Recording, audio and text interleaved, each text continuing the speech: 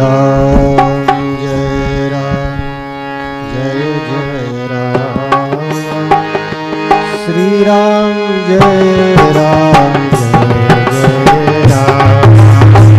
श्री राम जय राम। श्री राम जय राम जय राम। श्री राम जय राम।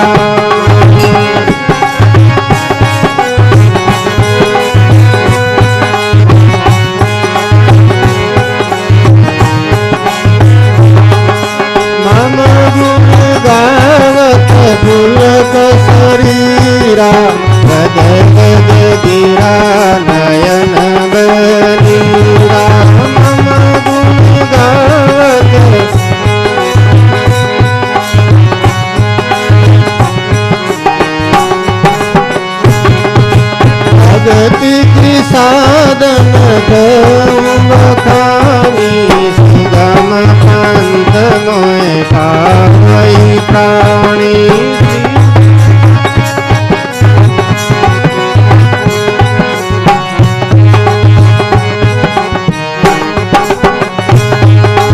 श्री राम जय राम जय जय राम। श्री राम जय राम जय राम जय राम जय जय राम। श्री राम जय राम। श्री राम जय राम जय जय राम। श्री राम जय राम।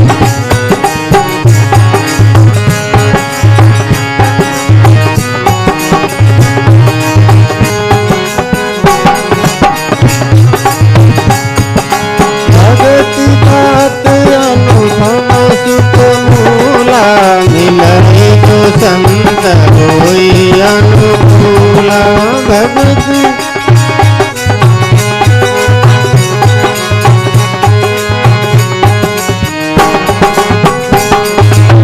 श्री राम जय राम जय जय राम। श्री राम जय राम जय जय।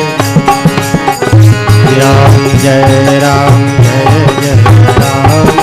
श्री राम जय राम।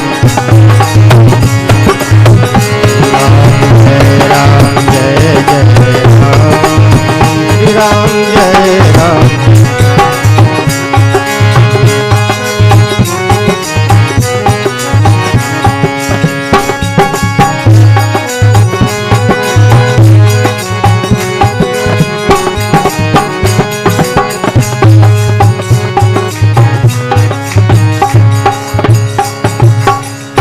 यावर रामचंद्र भगवान की जय।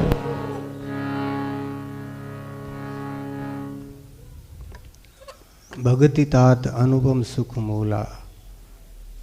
परम सुख की खान भगवान की भक्ति उपासना की विधि अद्भुत है। ईश्वर की तरफ चलने वाले मार्ग सोने से मंडे हुए, संसार की तरफ चलने वाले मार्ग कांटों से भरे हुए। संसार की तरफ भागते हुए जीव के पैरों में कांटे पत्थर लगते हैं, खून भी बहता है, फिर भी आदमी परवाह नहीं करता है।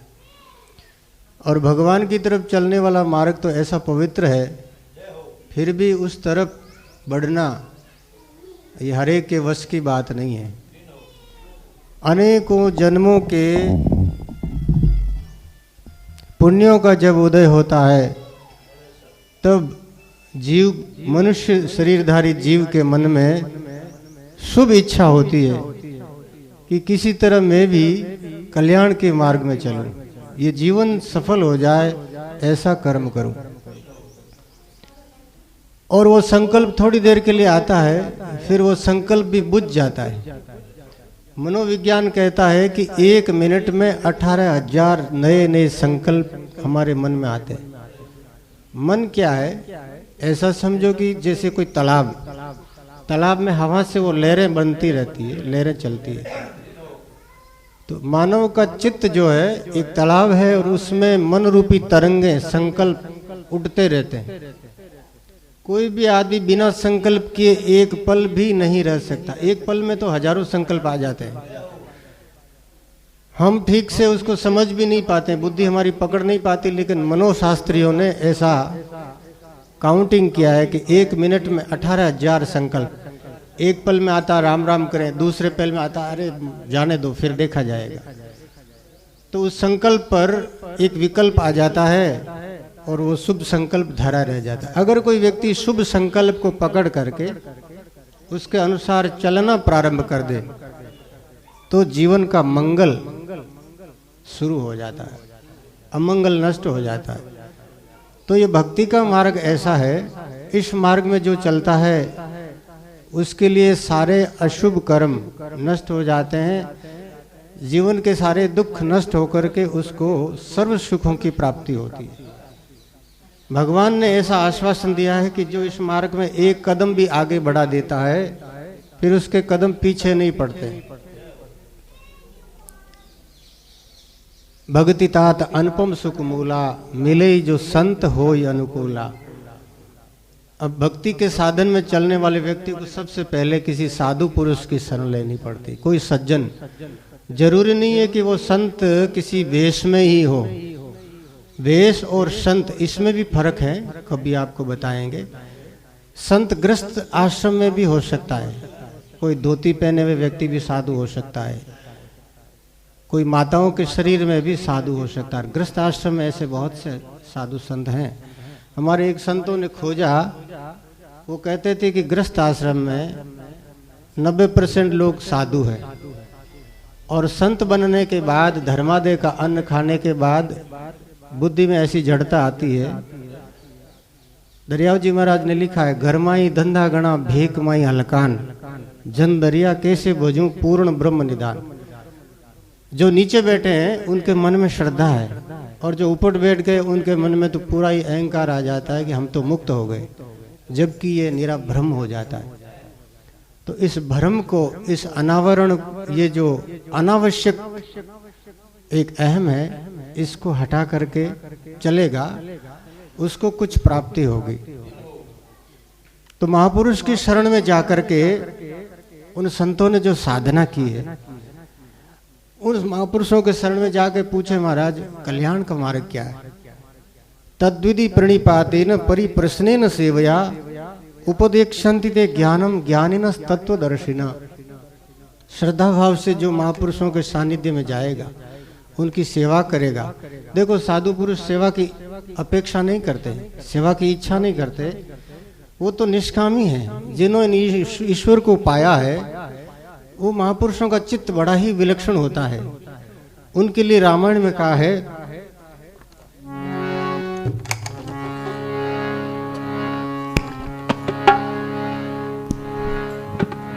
परोपकार वचन मन काया, संत सहज स्वभाव दुराया।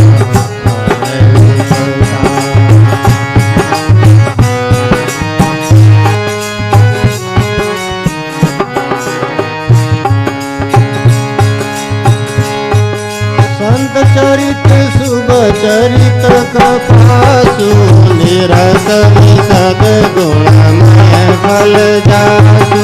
संत चरित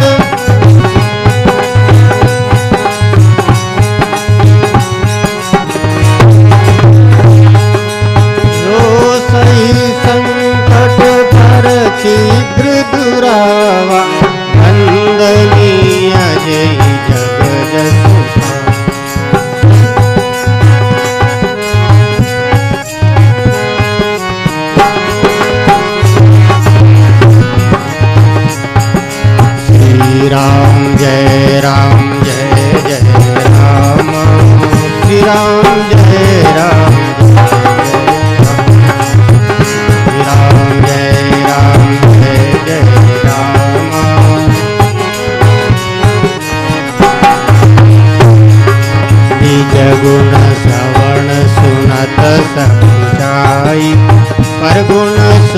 बहुत अधिक हर्षाई।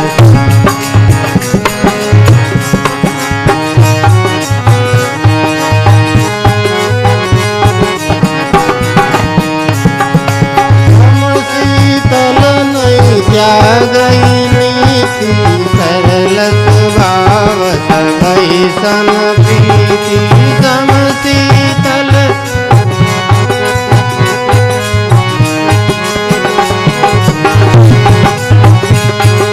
श्री राम जय जय राम श्री राम जय राम जय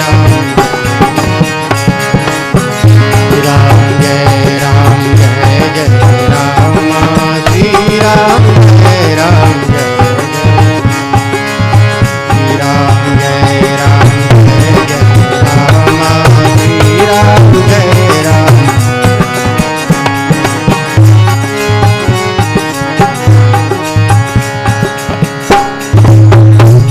संत भगवान की जय। निज गुण श्रवण सुनत सकुचाई पर गुण सुनत अधिक हर्षाई। संतों का दिल ऐसा होता है कि वो अपने देह का अभिमान नहीं रखते। राम सुखदास जी महाराज उन्होंने तो कहा भाई इस शरीर के बाद में कोई स्मारक भी मत बनाना। भक्तिराम जी महाराज के आपने दर्शन किए होंगे, कोई प्रणाम करता तो उनके सामने उससे ज्यादा झुक करके प्रणाम करते। कोई उनके चरणों के हाथ लगाता तो उसको दंडवत करते। अरे भाई तू बड़ा है मेरे से, क्योंकि तूने इस शरीर को संत माना, मैं तो अभी संत बना नहीं। इतना भजन किया उन्होंने, इतनी गुरु सेवा की। जो भगत उनसे परिचित हैं वो जानते हैं ऐसे महात्मा पुरुषों का जीवन। और ऐसे बड़े बड़े महात्माओं ने कहा कि मैं मानुष तन काय को धारियो राम जी को अंजल खाए बिगाड़े। तो उनके देह में ऐसी निरंकार की भावना होती है, ऐसे वो दिल से सरल होते हैं। अरे भाइयों आवाज मत करो भाइयों।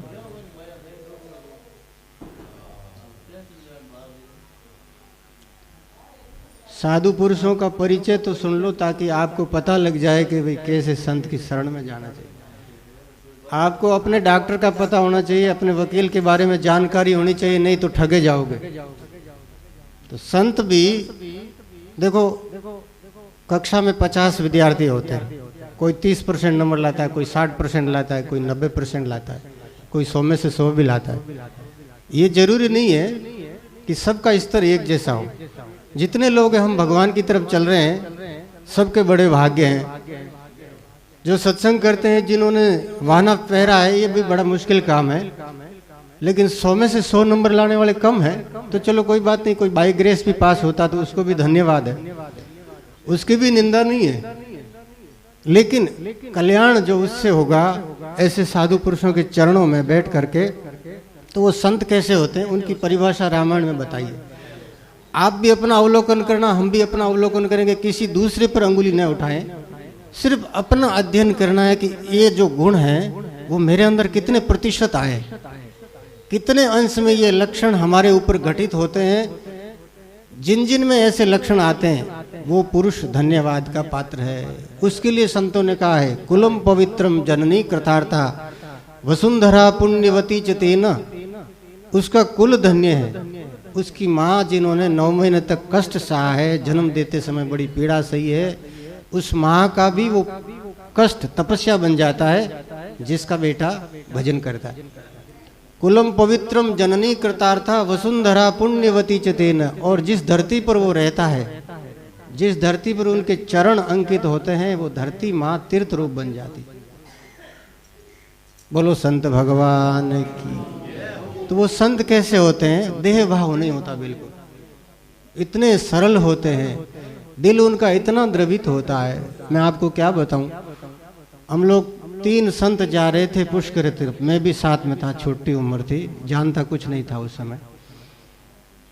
तो जो हमारे संत थे गुरुजी, वो एक नदी में कोई गाय पड़ी थी, उस गाय को बैठ गई, जंगली जानवर खा गए, पूरा मांस खा गए। यूँ समझो कि प्राण तो नहीं निकले थे उसके, लेकिन पेट में से जितना मांस था करीब करीब वो जंगली मांसाहारी जानवर खा गए। गाय माता बड़ी पीड़ा में थी और संत उधर से जा रहे थे, जंगल एकदम दूर दूर तक कोई गांव नहीं, धूप थी, 9 बजे का समय था। महाराज ने देखा तो उन संतों ने कहा भाई देखो गौ माता की ऐसी दशा है। एक संत है मोहन राम जी, उनको भेजा आप जाओ कोई गांव में से कुछ किसी डॉक्टर को बुला के लाओ। तो बोले कि महाराज अब डॉक्टर क्या करेगा इसका, तो कुछ लाओ इसके लिए खाने के लिए, गौ माता के लिए थोड़ा सा घास वो दोबड़ी पाड़ करके लाए। अब मरते हुए को क्या भूख लगती है, वो गाय ने खाया तो नहीं, जल था कमंडल में, वो खप्पर में डाल करके पानी पिलाया। और वो गीता जी खोल करके बोले आप इसको गीता सुनाओ। मैंने कहा गुरुजी बहुत बदबू आ रही है। गुरुजी बोले कि यही है, इस शरीर में भी यही है। देखो संतों के समझाने का तरीका भी बड़ा विचित्र होता है। ये इस शरीर में भी वही चीज है जो इसके गाय के शरीर में है, और बदबू इसमें भी भरी पड़ी है। ज्यादा बदबू आए तो नाक पर कपड़ा लगा लो, लेकिन इसको गीता सुनाओ। तो उसको गीता सुनाया। अब मरना तो किसी के हाथ में नहीं है, लेकिन संत का हृदय ऐसा है कि जब तक गाय माता का प्राण नहीं छूटा, उसके ऊपर अल्पी अपनी जो पहनने की जो है ना कपड़ा, उसको खोल करके छाया कर दी खड़े। हमने कहा गुरुजी हम कर देते हैं। बोले नहीं नहीं, ये काम मेरे को करने तो तू गीता पढ़ता है। करीब 4 घंटे तक उस गौ माता की ऐसी दशा में वो संत खड़े रहे। हमारे जैसे कोई लोग होते तो गाय को प्रणाम करके चले जाते हैं। हम लोग क्या करते हैं, कोई सड़क पर कुत्ता पड़ा है, गाय पड़ी, हम लोग इतना ध्यान नहीं देते। लेकिन साधु का हृदय इतना दयावान होता है, क्योंकि वो सब प्राणियों के भीतर अपनी आत्मा को देखता है। आत्मवत पश्यति सर्वभूतेषु, संपूर्ण प्राणियों में अपनी आत्मा जैसा देखता है। गौ माता का जब तक प्राण नहीं छूटा तब तक वो धूप में खड़े रहे 2 बजे तक, और 2 बजे के बाद जब गाय को उसका देहांत हो गया, फिर वो आगे पुष्कर रवाना हुए। तो एक उदाहरण है, ऐसी अनेकों घटनाएं। एक संत तालाब के किनारे बैठे थे, कोई किसान भैंसों को जोर जोर से लट लेकर के मार रहा था। वो संत बहुत ऊंची अवस्था में पहुंचे थे, भैंसें बेचारी वो दर्द से वो अड़ा रही थी, लेकिन संत को दया आई तो संत ने उसके भीतर की मार को अपने ऊपर सहन कर लिया। क्योंकि जो साधु पुरुष होते हैं वो उनकी आत्मा सब जगह व्याप्त होती है। भैंस को दर्द नहीं हुआ, और जब वो महात्मा भिक्षा लाने के लिए गए थे तो चौधरी ने कहा अरे बाप जी आपके मोरों में ये लट के निशान, होटारी मारे जना मोरा में तो लट तो उपड़ी है ना, तो आपको किसने लट मारा? वो जो भिक्षा लेकर के आई थी महिला, उसने पूछा बाप जी आप रे साथे वो दुर्व्यवहार कौन करियो? तो संत बोले भाई थार पति देवता मैंने मारिया। तो वह धार्मिक भावना वाली महिला आप रे पति देवता लड़ने लगी। अरे थारा भोगना फूटगा, बाप जी रे संतान थे होटारी दे पड़ी, अरे संतान चरणा में मातो रखना कल्याण हो जावे, थे संतान दे पड़ी। शास्त्र तो कहवे कि साधु संत अपमान करे जिका भी नरक में जावे, और थे संतान ने हाथ उठा लियो। देखो ये शास्त्र में, नीति शास्त्र में लिखे है कि ये चाहे कितना ही अपराध कर दे, इन पर हाथ नहीं उठाना चाहिए। ब्राह्मण पर, स्त्री जाति पर, और भेगदारी अपराध करियो तो फिर सजा दे कानून, लेकिन आदमी भी माथा हाथ नहीं उठाए। सम्मान है इनका, रेस्पेक्ट। तो वह आदमी चौधरी साहब के मैं तो संतान ने कदी हाथ लट मारनो तो दूर है, कदी मन में मैं तो कदी मुंडों की कही को नहीं। तो वे संत बोले आप भैंसिया ने कौन नहीं ठोकिया लटो, भैंस रे मई ने मारी आत्मा ही। अरे बाप जी, तो देखो साधु पुरुष इतने दयालु होते हैं, दूसरों का कष्ट अपने ऊपर ले लेते, इसलिए संतों की महिमा है। निज गुण श्रवण सुनत सुखचाई, कभी अपनी प्रशंसा नहीं करते। आत्मश्लाघा तो बड़ा भारी पाप है। शास्त्र में लिखा जो व्यक्ति अपने मुंह से अपनी बड़ाई करता है वो अपने सारे पुण्यों को बेच देता है, और जो जिसको सुना रहा है उसके पाप उसमें प्रविष्ट हो जाते हैं। कोई भी चीज खाली नहीं रहती, घड़ा ने खाली करोला तो भी हवा भी बढ़ जाएगी। तो अपने मुंह से अपनी प्रशंसा नहीं करें, और अगर आपको प्रशंसा की इच्छा हो तो ऐसा काम करो कि जिससे दुनिया आपकी वाह वाह करे। गलत काम करते हो छिप करके और दूसरों से प्रशंसा चाहते हो तो भगवान तो सब जगह, ईश्वर सबकी आंखों से देखता है। हमारे अपने नेत्रों से भी भगवान देखते हैं, और बुरो काम करे दूसरों में छिपावा, लेकिन अपनी आत्मा तो गवाही है कि नहीं है। जब यमराज रे सामने जीव पेश हुए तो आजकल कोर्ट में गवाह मांगे, गवाह लाओ, तो उन समय गवाह तो कौन देखे? आप तो मैंने कमरों बंद करन कोई अपराध करा या चोरी करा तो छाने छाने करा, लेकिन खुदरी आत्मा तो मैंने देख रही है ना। अपने नेत्रों से ईश्वर देखता है, तो खुद की आत्मा बट गवाही देवे यमराज रे सामने। इसलिए अगर मन में कोई ऐसी भावना दुर्वासना हो तो उसको भगवान के सामने जा करके रो, ईश्वर के सामने, प्रभु मेरे मन में ये, अरे चोरी करने से भूख नहीं मिटेगी, बेईमानी करने से कोई भी आदमी सुख नहीं पाएगा। शास्त्रों में लिखा, नीति शास्त्र में, धर्म युक्त प्राप्त वस्तु से व्यक्ति की कामना पूर्ण होती है। अधर्म से कोई पाएगा, डरते डरते कुछ करेगा भी, तो उससे न तो मन की भावना पूरी होगी और न ही तृप्ति होगी, न शांति मिलेगी, उल्टी अशांति बढ़ेगी। महर्षि पतंजलि ने लिखा है, क्लेश कर्म विपाकार अपरामृष्टिर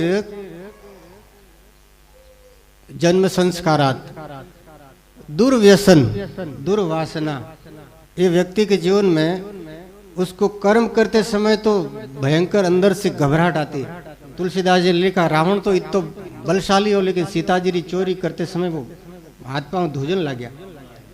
तो जाके डर सुर असुर डेरा ही, निशिन नींद दिन अन्न न खाई। रावण डर सु देवता न तो दिन रात रोटी खावता न रात नींद आवती, क्योंकि रावण लारे पड़ियोड़ो हाथ धोए, देवता बेचारा छिपता छिपता भागता भागता कटई कंदरमा में शरण लेता। वो रावण इतो बलशाली रावण पर स्त्री की चोरी करने वास्ते गयो तो हाथ पांव कांपे। कोई भी आदमी, आज आप हो चाहे मैं हो, गलत काम करा तो घबराहट आई लिया। तो कर्म करते समय व्यक्ति की आत्मा कमजोर हो जावे, और फिर वो कर्म के संस्कार इतने प्रबल होकर के उसके हृदय में आएगा, वो संस्कार दोबारा उस कर्म के लिए, चोरी आदमी आदत में आएगी तो कभी न कभी वो चोरी करी, 100 में से 99 बार नहीं पकड़ी जो तो 100वीं बार पकड़ी, और जिस समय पकड़ा जाएगा तो वो सारा हिसाब पूरा हो जाएगा। बड़ा बड़ा चोर पकड़ी जाए, सारी चोरियां खुल जाए, कटू कटू चोरी करी।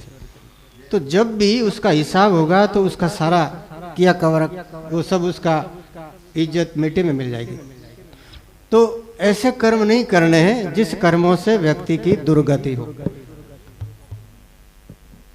आत्मश्लाघा नहीं करें, अपने मुंह से अपनी प्रशंसा नहीं करें। अरे हमारे पास प्रशंसा करने जैसा कुछ नहीं है। शरीर किसी का बढ़िया सुंदर है तो ये शरीर मिट्टी का खाली दिखावे के लिए, अंदर तो इसके अंदर बहुत विकार भरे। अगर किसी के पास ज्ञान है तो वो बांटने की चीज है, हमारी खुद की नहीं है। ज्ञान आया, ईश्वर ने दिया, वो बांटो। किसी के पास धन है वो बांटने के लिए, शरीर में शक्ति है वो सेवा करने के लिए। सेवा करके, नेकी करके कुएं में डालो, अच्छा कर्म करके उसको भगवान को सुपुर्द कर दो। जो व्यक्ति भला काम करके जनसभा के सामने दिखाता कि मैंने आज ये काम किया, तो उसके कर्म निष्फल हो जाते। इसलिए अच्छे कर्म करके उसको ईश्वर को समर्पित कर दो, किसी को दिखाए नहीं। शरीर में कोई भी चीज प्रशंसा करने लायक नहीं है, ये बात आप भूल जाएं कि मैं बहुत बड़ा हूँ। मानव कहे कि मैं बड़ा, तो तू इस धरती पर क्यों खड़ा? कोई बहुत बड़ा सम्राट, प्रधानमंत्री जी अपनी होबा करे कि मैं ये देश ने चला रही हूँ। अरे ये चलाने वाला ईश्वर है। कुत्तो गाड़ी रे नीचे बेवे, वो समझे कि गाड़ी मारे पान चले, लेकिन गाड़ी ने चलाने वाली कोई और शक्ति। हमारे शरीर के अंदर सारी इतनी नाड़ियों में कितना खून, हमने सुना है कि कितने 1000 लीटर आप कुओं दिन पर चाले नहीं, 4 इंची पाइप परिवार लाइन 24 घंटा जितो पानी बारे फेंके, इतो खून 24 घंटा में अपने शरीर में चाले। बेरारी पाइपलाइन जीतो शरीर में, हालांकि हार्टरी मैन सिरा इतनी सी, लेकिन पूरी 72,000 किलोमीटर लंबी नाड़ियाँ, और वीरवान वो रक्त संचालित होते रहे और वो शरीर में चेतना बनी रहे। तो वो काम आपा करा कि भगवान करे? भगवान करे। तो फिर आप अभिमान क्यों करो? इसलिए अभिमान करने से बचो। संत महात्मा कदे भी अपने आत्मश्लाघा नहीं करे। भाई इस शरीर जड़ो तो गयो भी तो कोई नहीं रहे। मैं मानुष तन काय का धारियो, राम जीरो अंजल खाए बिगाड़ी। बड़ा बड़ा महात्मा यहाँ बात की, तो अपा हाई की बागरी मोड़ी। अपनी निर्मलता, अपनी सरलता, अहमता ने एटी मेल दो। जब कोई आदमी सरल हो जावे तो भगवान ने वो चीज पसंद आवे। सरल आदमी सबने पसंद आवे के कोई अभिमानी आदमी ने कोई ने पसंद आवे नहीं आवे। कोई घणो ही धनवान है तो आप रे घरे है भाई आपने कहीं दे। सरल आदमी सबने पसंद आवे कि आदमी कितो बड़ो है लेकिन कितो सरल है। तो एक शिक्षा आप ही संतारी धारण करो कि जीवन में सरल बन जाओ। सबसे हाथ जोड़न रहो। सिया राम मैं सब जग जानी करहूं प्रणाम जोरी जुग पानी। संतानी कथावा सुनाऊं तो बहुत सारी मैं और चीजें याद करना है लेकिन बात करनी आगे आगे घूम जाओ उल्टी। एक ही बात आज धारण करो कि जीवन में सबसे पहले सरलता धारण करो। अपनो अहंकार आपो। ईसा मसीह कहो कि सुईरी छेद में करूं ऊंट निकल सके हाथी निकल सके लेकिन अहंकारी आदमी भगवान रे दरवाजे में कभी नहीं बढ़ सकेला। अगर आपने भगवान रे दरवाजा में प्रवेश करना है तो अपने जीवन में सरलता सहजता धारण कर लो।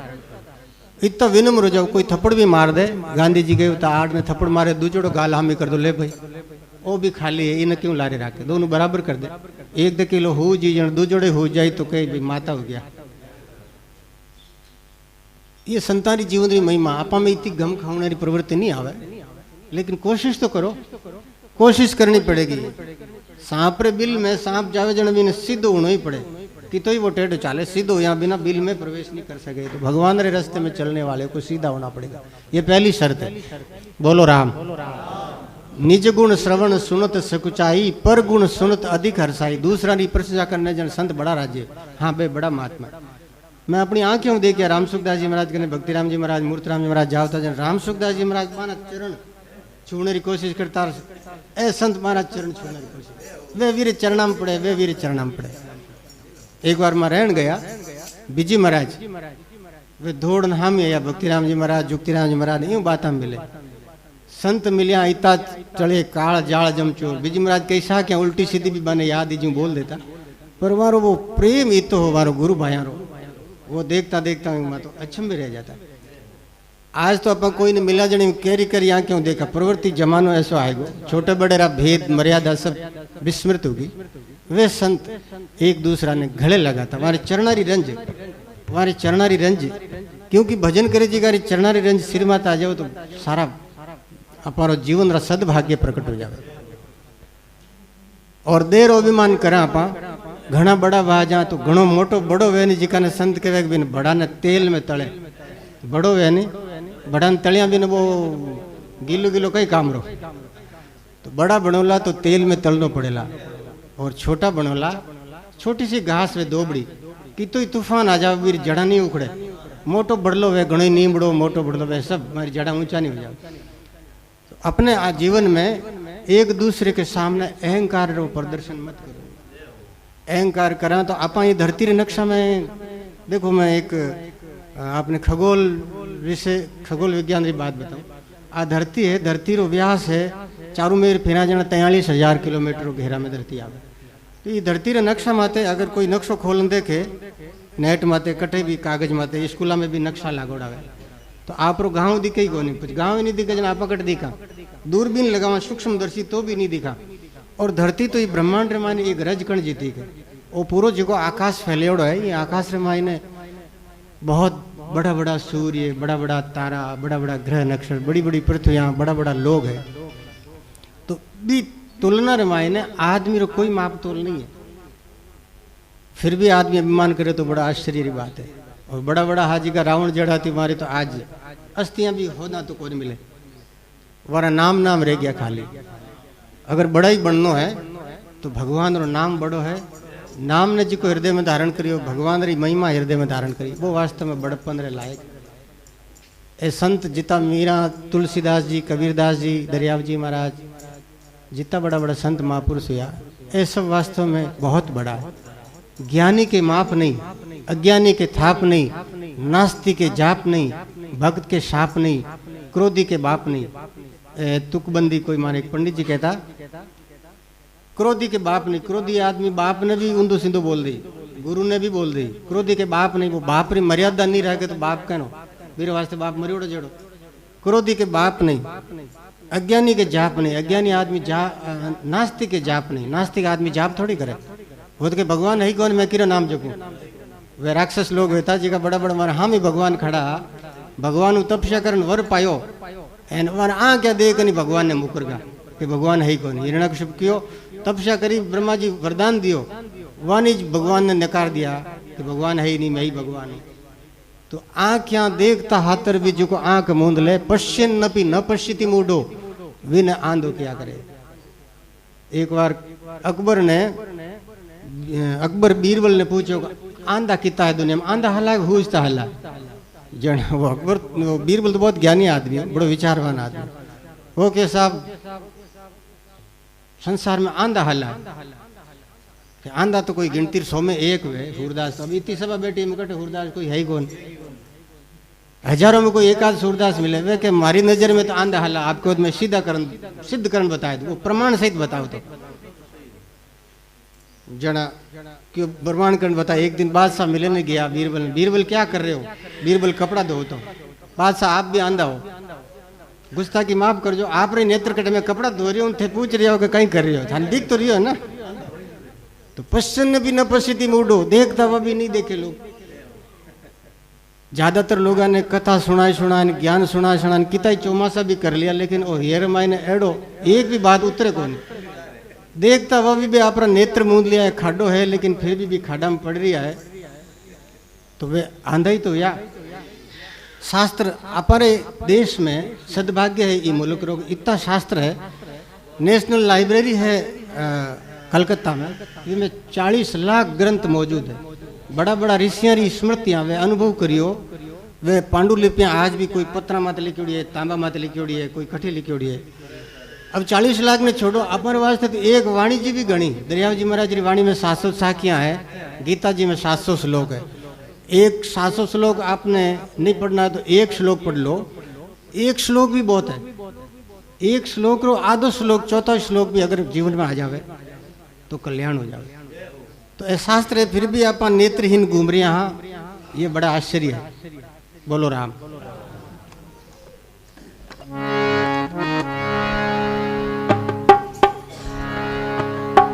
राम कृष्ण हरि भजो मुकुंद मुरारी, राम कृष्ण हरि, राम कृष्ण हरि मुकुंद मुरारी, राम कृष्ण हरि,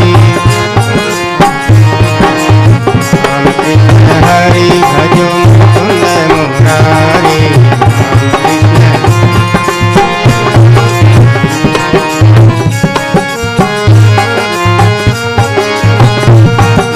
राम कृष्ण हरि भजो मुकुंद मुरारी, राम कृष्ण हरि मुकुंद मुरारी,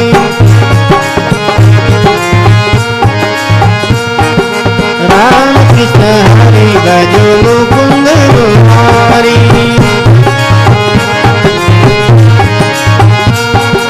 शरण तुम्हारी प्रभु शरण तुम्हारी,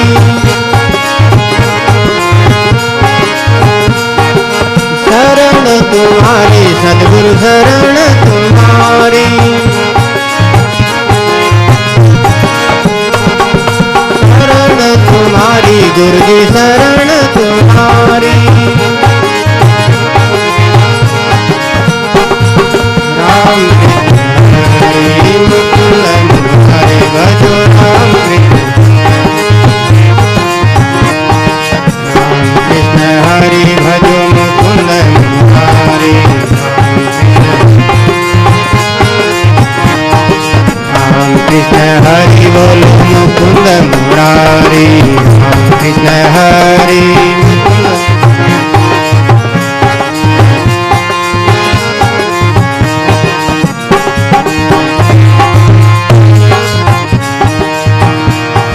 भक्तवत्सल भगवान की जय।